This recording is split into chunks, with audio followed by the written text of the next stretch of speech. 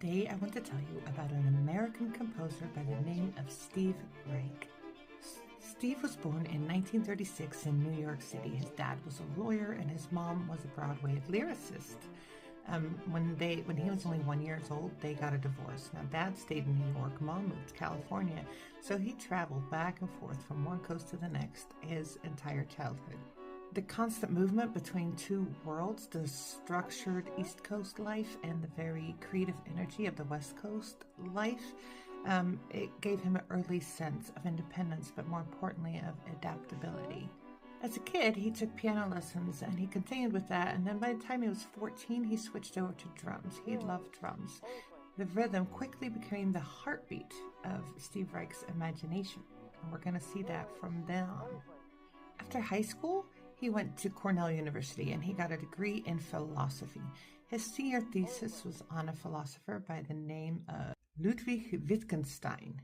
This was a philosopher who explored the meaning, that meaning is built through repetition and structure. And those ideas kind of later shaped Reich's own music.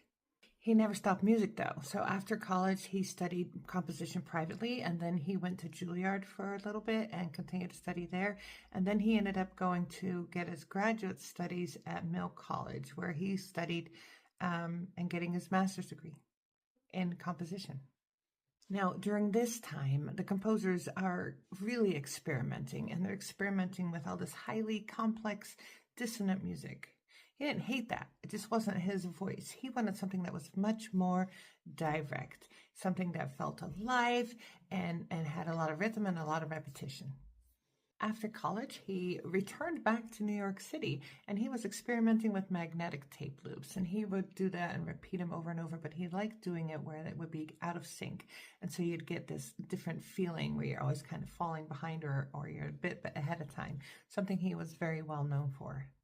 In 1965, he creates a piece called It's Gonna Rain, and he uses a recording of a street preacher, and it loops, and as it loops, it shifts, and new rhythms and new harmonies, they appear, some of them by accident, some of them more intentional, and this idea is called phasing, and it became one of Reich's signature techniques. At this point, he started to realize that an orchestra, a traditional symphony, was not going to be able to play what was in his head. He also started collaborating with other composers, Philip Glass being one of them, and he got a bunch of musicians together.